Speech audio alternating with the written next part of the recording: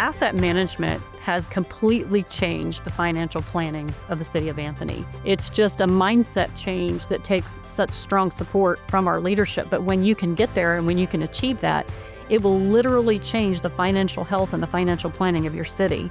I've been the city administrator for about 10 years now. And when I started, I heard the same thing over and over from our department heads. It was very difficult to get to maintenance because we're so proactive. You know, lines break, things go down, we get calls from customers, and oftentimes we're like the dog chasing the tail a lot. We are interrupted a lot and maintenance isn't done. With the asset management, I believe that it can help us move from the reactive stance that we're at now to a more preventative maintenance standard so that we don't have near the downtime when things do break and waiting on parts. So asset management to be successful obviously has to be supported by leadership.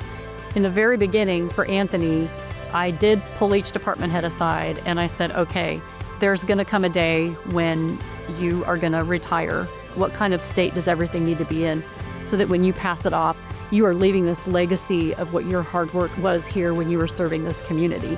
What do I need to do and what does leadership need to do to help you get there?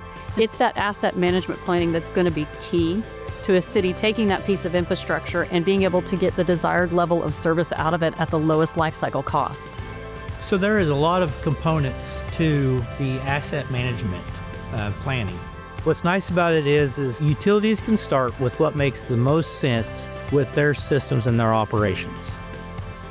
So we actually went from being a very common reactive type of utility to moving into a very strong preventative service. Whereas historically, a big piece of equipment breaks or a big project needs to be completed, we've got to go through the bonding process or the loan process. And then we're basically having to work in payments to our rates or our services in some way, and then we're paying interest on this project. We've transitioned from that type of financial planning into our successful asset management, where now we're planning in advance. Formerly, we're getting loans and paying interest, and now we're saving and we're actually getting interest paid to us. It's completely changed our financial progress.